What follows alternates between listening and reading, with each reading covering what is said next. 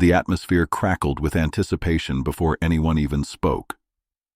It was a humid Wednesday evening in early July, the kind of night where political theater consumes itself in headlines and speculation.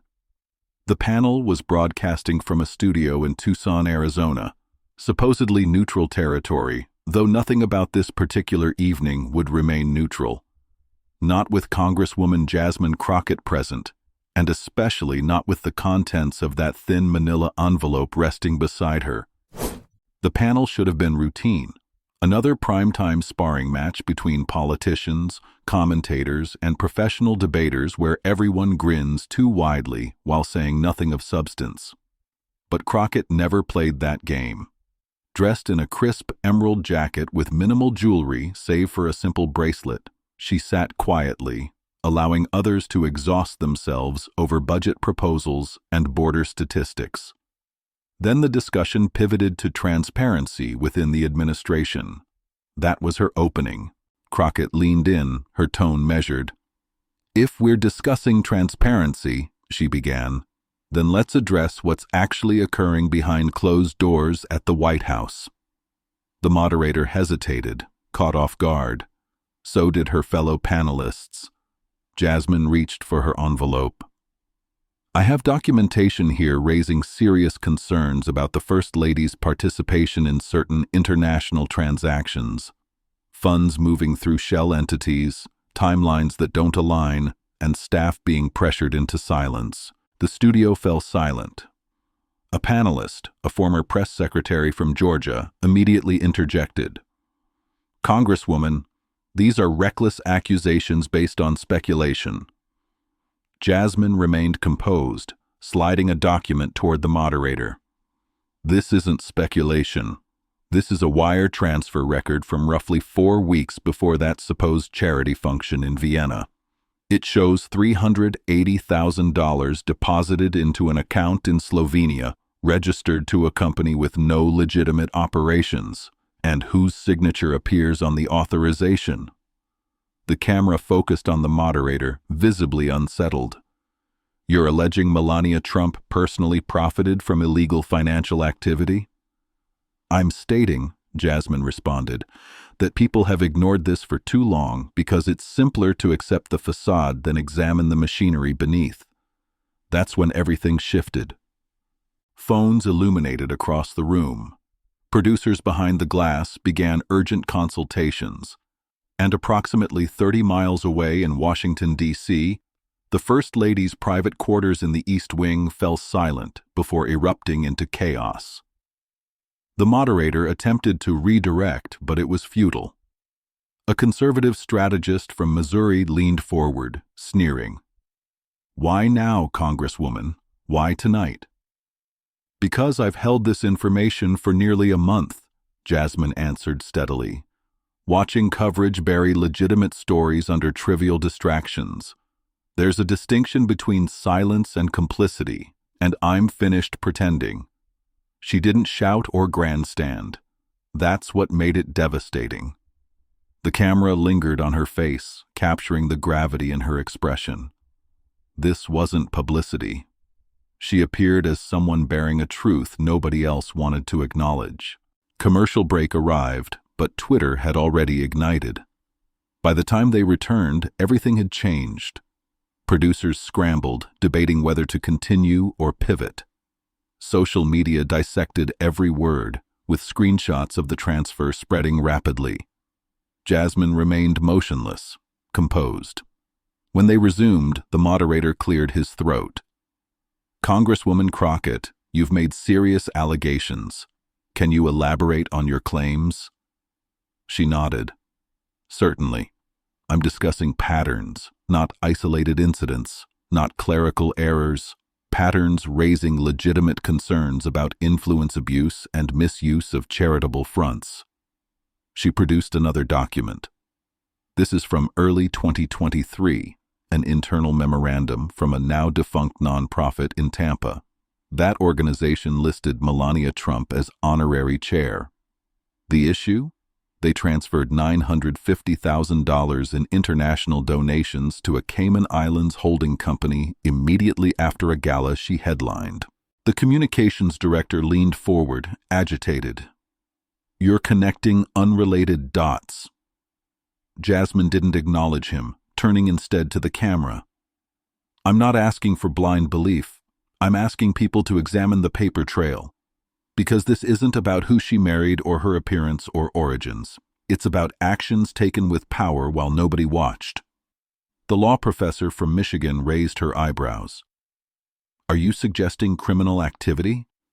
"I'm saying," Jasmine replied, "if her name weren't Melania Trump, if she weren't First Lady, investigations would have begun 18 months ago.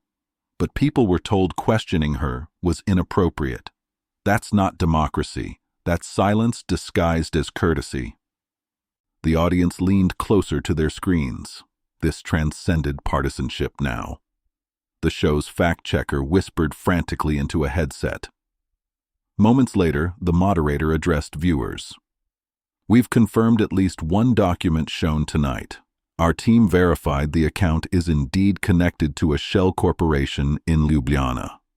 Jasmine barely reacted. She already knew.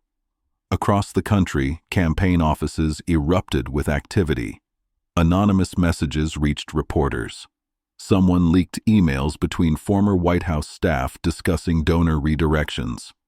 Inside the East Wing, Melania wasn't watching anymore. She was pacing. Staff attempted to calm her, but she trembled, dialing frantically. First her chief of staff, then legal counsel. One suggested a prepared response. "No," she snapped. "We don't respond to falsehoods." But it wasn't entirely false. Her voice echoed through corridors. Someone heard her exclaim, "I warned him this would happen." Back in the studio, Jasmine returned documents to her envelope. "Let me conclude with this. I didn't reveal this for attention. I brought it forward because someone had to. This isn't petty politics. This is accountability." The panel sat stunned. The moderator turned to the strategist for rebuttal, but even he hesitated. "The First Lady deserves opportunity to respond," he finally managed. Then came the inevitable question. "Congresswoman Crocket, do you believe the First Lady is actively concealing something?" Jasmine looked directly at the camera. "I believe she knows more than she's admitted. And I believe protecting that image has cost us, paid by truth." Inside the East Wing, security tensed, not from external threats, but from internal turmoil. Melania had locked herself in her suite, TV muted, its glow flashing silently as staff waited in hallways for instructions nobody wanted to give. They could hear her pacing, heels clicking sharply on marble. Her longtime aide, Katrina Belovich, stood nearest the door, clutching response drafts they'd prepared for contingencies. They knew someone might dig deep enough. They hadn't expected it to be her. When the door opened, Melania emerged disheveled, one shoe missing, eyes glassy, but voice sharp. "Who authorized donations in Slovenia under that account?" Katrina blinked. "We didn't—" "I asked who," she barked. A junior staffer stepped forward, trembling. That was managed by Mr. Goldstein on the President's Foundation Board. "Get him immediately." As the aide rushed off, Katrina followed Melania inside, lowering her voice. "We need to respond. We have a statement framing this as political theater." "She doesn't have legal problems," Melania interrupted. "She has documentation." It wasn't just documentation. She knew Jasmine's evidence was authentic. The Ljubljana company existed. Melania had used her former attorney to arrange transfers under Forward Horizons, a vague youth initiative that never materialized. She hadn't touched funds directly, but she hadn't prevented it either.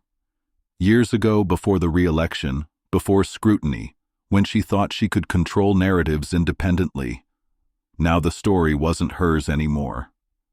"She said I pressured people," Melania whispered. "She said I silenced staff. What else does she know?" Katrina glanced at the door. "Did you?"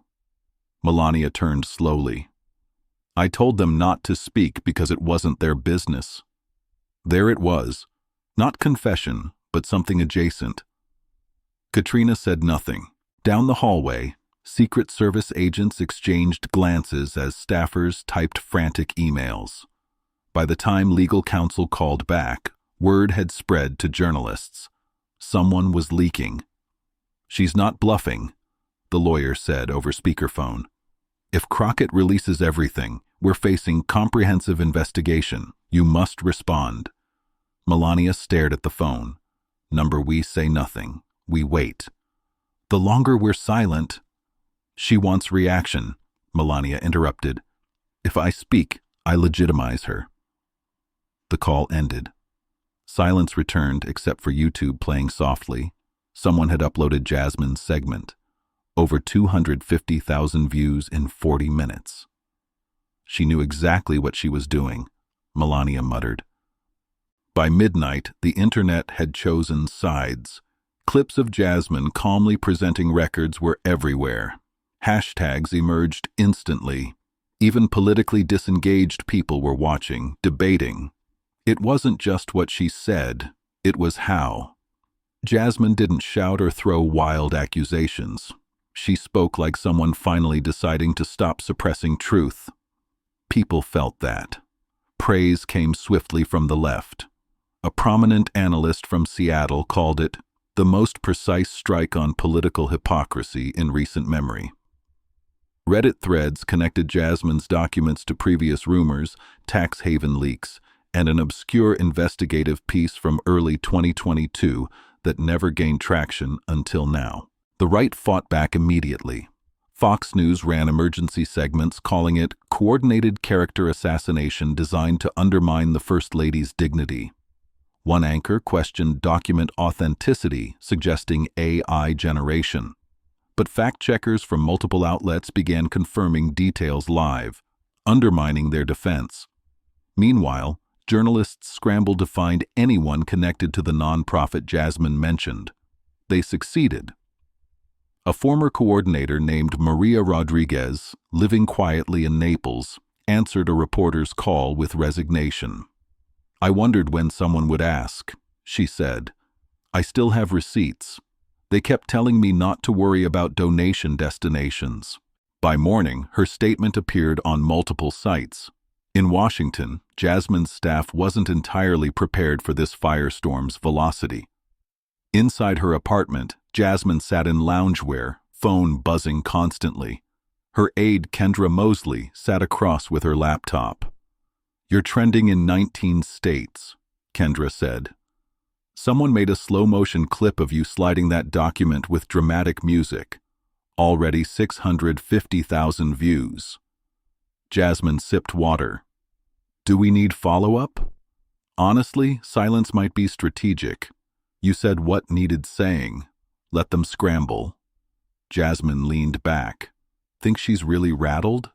Kendra paused. East Wing was locked down. Her legal team made 3 calls to firms in Switzerland. Jasmine didn't smile, but breathed deeper. "I didn't attack her for headlines."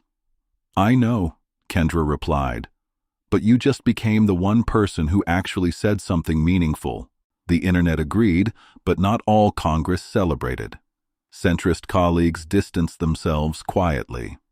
One told local press Jasmine might have overstepped. Another suggested she let this cool. She didn't respond, keeping her head down as momentum grew organically.